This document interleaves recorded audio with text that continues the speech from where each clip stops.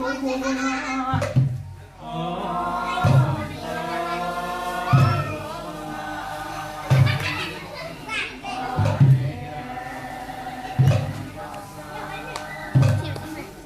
tôi vô bằng để khen cho sao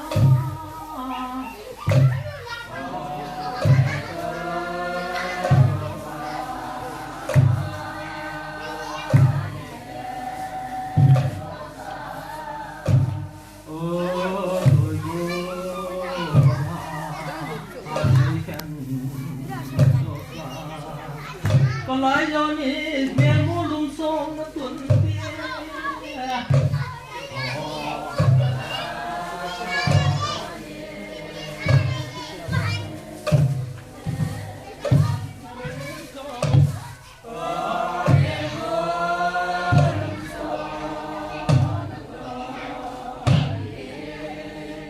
kiên dâng xin cuốn lên cùng đi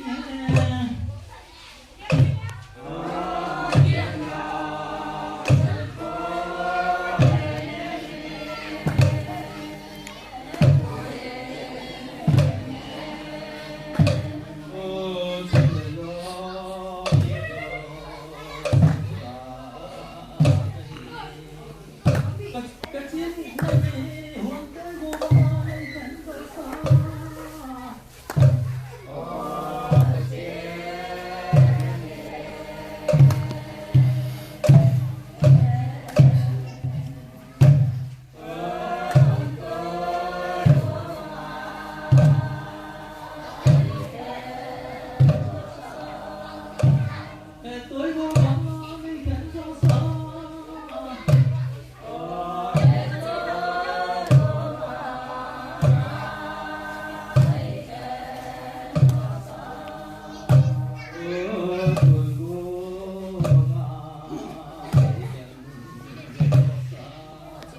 còn lại do nhỉ miền mua lung sông nó tuần kia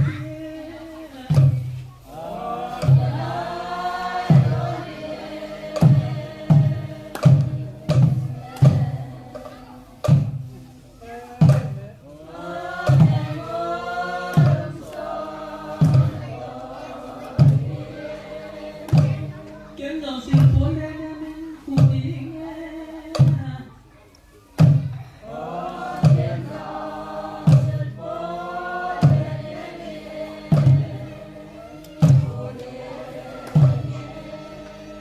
cùng đi cất đi